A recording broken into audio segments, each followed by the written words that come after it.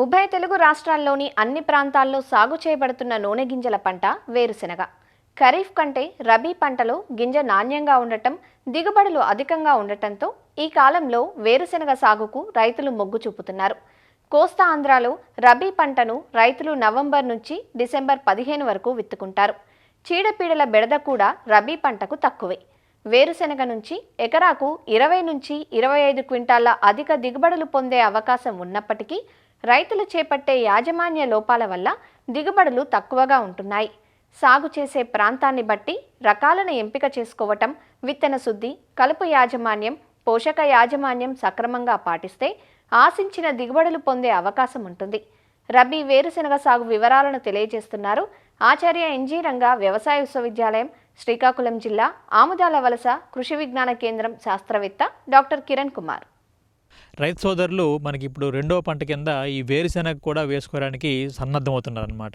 కొన్ని యాజమాన్య పద్ధతులను కనుక రైతు సోదరులు పాటించినట్టయితే దీంట్లో మంచి నికర ఆదాయాన్ని రావడానికి, అధిక దిగుబడులు పొందడానికి కూడా అవకాశం అనేది ఉంటుందన్నమాట.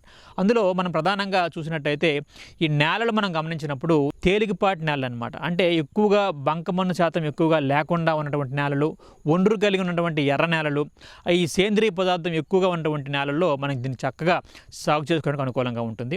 అలాగే నేల తయారీ మనం గమనించినప్పుడు 3 నుంచి 4 సార్లు బాగా నేలను బాగా దున్నుకొని చివరి దుక్కులో ఒక 4 టన్నుల వరకు కూడా పశువుల ఎరువును వేసుకొని మనం దున్నుకొని మనం విత్తనాన్ని విత్తుకున్నట్టయితే మంచిగా దిగుబడి రావడానికి ఆస్కారం ఉంటుంది. అలాగే రకాలు మనం గమనించినప్పుడు రకాల్లో కూడా రైతు సోదరులు ప్రధానంగా కూడా ఈ కదిరి 6 అనేది మనకి ఎప్పటి నుంచో రైతుల మధ్య మంచి పేరు పొందినటువంటి రకము. ఇది మనకి చిన్న గుత్తు రకంకి వస్తుంది. అలాగే 100 రోజుల్లో పంట మనకి చేతికి వచ్చేస్తుంది. 48% వరకు కూడా నూనెను కలిగి ఉండి 15 క్వింటాల వరకు కూడా ఒక ఎకరాకు దిగుబడిని అందిస్తూ ఉంటుంది. అలాగే కదిరి అమరావతి మనం గమనించినప్పుడు ఇది కూడా చిన్న గుత్తు రకమే. ఇది బెట్టను కూడా బాగా తట్టుకుంటుంది. 115 రోజుల్లో పంట చేతికి వచ్చేస్తుంది. 50% వరకు కూడా నూనెను కలిగి ఉండి 15 క్వింటాల వరకు కూడా దిగుబడిని ఒక ఎకరాకు అందిస్తూ ఉంటుంది. అలాగే కదిరి చిత్రావతి మనం గమనించినప్పుడు ఇది కూడా గుత్తు రకము. అలాగే బెట్టను కూడా బాగా తట్టుకుంటుంది. 49% వరకు కూడా నూనెను కలిగి ఉండి 15 క్వింటాల వరకు కూడా ఒక దిగుబడిని అందిస్తూ ఉంటుంది ఒక ఎకరాకు. అలాగే మనకి ఆచార్య ఎన్జీ రంగా వ్యవసాయ విశ్వవిద్యాలయం నుంచి నూతనంగా కూడా కొన్ని రకాలు అనేవి మనకి విడుదల చేయడం జరిగింది. దాంట్లో విశిష్ట అనే రకం, ఇది 110 రోజుల్లో మనకు పంట చేతికి వచ్చేస్తుంది. 50% వరకు కూడా నూనె కలిగి ఉండి 16 క్వింటాల వరకు కూడా ఒక ఎకరాకు దిగుబడిని అందిస్తూ ఉంటుంది. హిమని అనే రకం, ఈ హిమని అనే రకం చూసినప్పుడు 100 నుంచి 105 రోజుల్లో పంట చేతికి వస్తుంది. అలాగే తక్కువ నీటితో అధిక దిగుబడి మనకు అందిస్తూ ఉంటుంది. 48.5% వరకు నూనె కలిగి ఉండి 16 క్వింటాల వరకు కూడా దిగుబడి అందిస్తూ ఉంటుంది. దీంట్లో మనకి ఈ వెరైటీ బట్టి అంటే రకాన్ని బట్టి కూడా ఈ విత్తనం అనే మోతాదు అనేది ఎకరాకి మారిపోతూ ఉంటుంది. ఈ బీమా వంటి చాలా పెద్ద విత్తనం అంటే బోల్డ్ అంటాము. బోల్డ్ సీడెడ్ ఉన్నప్పుడు మనకు సుమారుగా 80 నుంచి 85 కిలోల వరకు కూడా ఒక ఎకరాకి పలుకులు అనేవి అవసరం పడతాయి అదే విత్తనంగా. అలాగే కదిరి 7 బోల్డ్ కానీ, చిత్రావతి కానీ, అమరావతి కానీ మనం గమనించినప్పుడు ఎకరాకు 40 కిలోల వరకు కూడా పలుకులు అనేవి మనకి విత్తనం రూపంలో అవసరం పడతాయి. అలాగే K6 కానీ, అలాగే విశిష్ట కానీ మనం చూసుకున్నప్పుడు ఇది ఎకరాకు 70 కిలోల వరకు కూడా మనకి విత్తనం కింద మనకు కావాల్సి ఉంటుంది. అలాగే లేపాక్షి మనం గమనించినప్పుడు ఏంటంటే ఇది మనకి 35 కిలోల వరకు కూడా ఒక ఎకరాకు విత్తనం అనేది అవసరం పడుతుంది. ఈ విత్తనాన్ని మనము విత్తన శుద్ధి మనం గమనించినట్టయితే టెబుకొనజోల్ అనే మందుని 1 గ్రాము 1 కేజీ విత్తనానికి పట్టించి మనం విత్తుకోవడం చాలా మంచిది. ఎక్కడైతే ఈ రసం పీల్చే పురుగులు అలాగే వేరు పురుగు తాలూకు ఉధృతి ఎక్కువగా ఉంటుందో ఆ పరిస్థితుల్లో మనం ఇమిడాక్లోపిడ్ అనే మందుని 2 మిల్లీలీటర్లు 1 కేజీ విత్తనానికి పట్టించి మనం విత్తుకున్నా కూడా చెడుపులు రాకుండా మనం నివారించుకోవచ్చు అనమాట. అలాగే విత్తే దూరం మనం గమనిస్తే ఒక వరుసకి 22.5 సెంటీమీటర్లు, అలాగే వరుసలోని మొక్కకి 10 సెంటీమీటర్లు వచ్చేటట్టు మనం గుత్తి రకాల్లో విత్తుకుంటాం. అలాగే ఈ పాకే రకాలు ఏవైతే ఉంటాయో దాంట్లో ప్రధానంగా కూడా వరుసకి 30 సెంటీమీటర్లు, అలాగే 15 సెంటీమీటర్లు మొక్కకి మనం పెట్టుకుని విత్తుకుంటే బాగుంటుంది.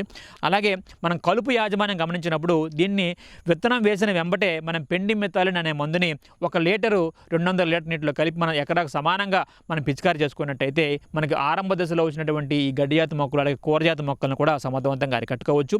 వీటితో పాటుగా 20 నుంచి 25 రోజుల టైంలో ఒక అంతర్కృషి చేయగలిగితే అంటే మట్టి మొదళ్ళ మీదకి తొయ్యబడి ఈ ఊడలు బాగా దిగడానికి ఆస్కారం ఉంటుంది. కాబట్టి మనకు అవకాశం ఉన్న చోట ఈ అంతర్కృషి చేస్తే మనకి మంచిగా దిగుబడులు రావడానికి ఆస్కారం ఉంటుంది.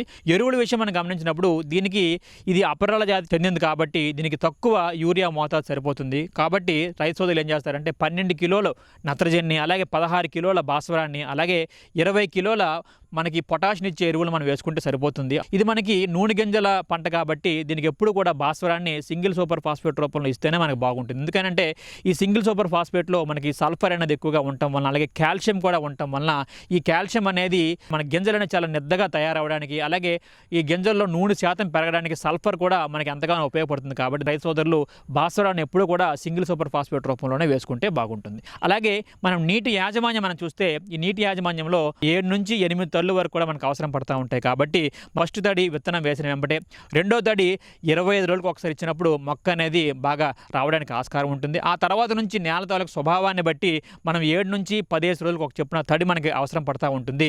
ఇది మనం రెండో పంట కింద సాగు చేస్తాం కాబట్టి దీంట్లో ఎప్పుడైనా మనకి ఈ బెట్ట పరిస్థితి ఎదురైనప్పుడు మనం సాధారణంగా కూడా 1 లీటర్ నీటికి 50 గ్రాముల సున్నాన్ని కనుక కలిపి మనం పిచికారీ చేస్తే మొక్క తాలూకు ఉపరితలం పై నుంచి నీటి ఆవిరి రూపంలో పోయే ఆ రేట్ అనేది కూడా మనం తగ్గించడానికి ఆస్కారం ఉంటుంది. వీటితో పాటుగా మొక్క అనేది బెట్టకు గురైనప్పుడు లేదా స్ట్రెస్కి గురైనప్పుడు సుమారుగా 1 లీటర్ నీటికి 20 గ్రాములు చొప్పున యూరియాని కలిపి మనం పిచికారీ చేసినా కూడా మొక్కలో ఈ ఎదుగుదల కూడా మనం తగ్గకుండా మనం చూసుకోవచ్చు.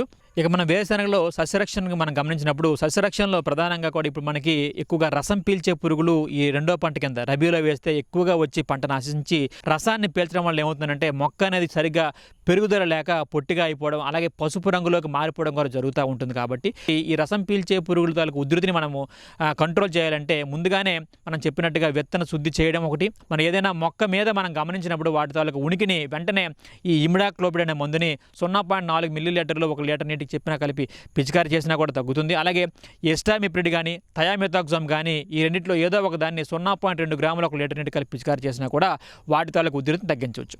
అలాగే పొగాకు లద్దె పురుగు మనం గమనిస్తే ఈ పొగాకు లద్దె పురుగు అనేది పిల్ల పురుగులు అనేవి గుంపులుగా ఆకులు కింద చేరి పత్రహరితాన్ని అంతటిని గోకేసి తినేయడం వలన ఇవి ఆకుల్ని జల్లెడాకులుగా మార్చేస్తూ ఉంటుంది. ఈ పొగాకు లద్దె పురుగును మనం నివారించాలంటే మనకి ఎకరాకి 4 లింగాకర్షక బుట్టల్ని ఏర్పాటు చేయడము, అలాగే మనకి పంటలో మొదటి నుంచే కూడా 5% వేప గింజల కషాయాన్ని మనం స్ప్రే చేసుకున్నట్టయితే ఈ పొగాకు లద్దె పురుగు అనేది మన మొక్కల మీదకి రాకుండా ఉంటుందన్నమాట. అలాగే ఎకరాకు 10 వరకు కూడా పక్షి స్థావరాలను పెట్టుకున్నప్పుడు ఆ పక్షులు ఆ పక్షి స్థావరాల మీద ఉండి ఈ పురుగుల్ని కూడా తినడం కూడా జరుగుతుంది. అలాగే వీటి తాలూకు ఉధృతి ఎక్కువగా అయినప్పుడు థైడికార్బ్ అనే మందుని 200 గ్రాములు 200 లీటర్ నీటిలో కలిపి మనం పిచికారీ చేసినప్పుడు కూడా దీన్ని మనం తగ్గించవచ్చు. అలాగే ఫ్లూబెండమైడ్ మందుని కూడా 40 మిల్లీలీటర్లు 1 ఎకరాకు 200 లీటర్ నీటిలో కలిపి మనం పిచికారీ చేసినా కూడా దీన్ని నివారించుకోవచ్చు. అలాగే పంట కోత మనం గమనిస్తే మన మొక్కల్ని మనం పీక్ గమనించినట్టయితే మేజర్గా పోర్షన్ అనేది మనకి ఆ పక్వతకు వచ్చినప్పుడు మనం పంట కోత అనేది మనం చేసుకోవాలి. ఈ విధంగా రైతు సోదరులు యాజమాన్య పద్ధతిని పాటించినట్టయితే వేరుశనగలో కూడా మంచి దిగుబడులు రావడానికి ఆస్కారం ఉంటుంది.